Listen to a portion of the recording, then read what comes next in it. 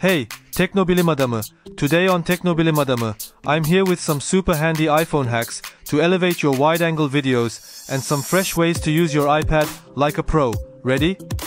First up, for those epic wide-angle shots, try using the built-in ultra-wide lens on your iPhone and shoot in landscape mode. This trick adds a cinematic feel to your videos without needing extra equipment. Plus, with a little edit magic, you can create a more dynamic scene by switching between wide and ultra-wide views. Now, onto the iPad.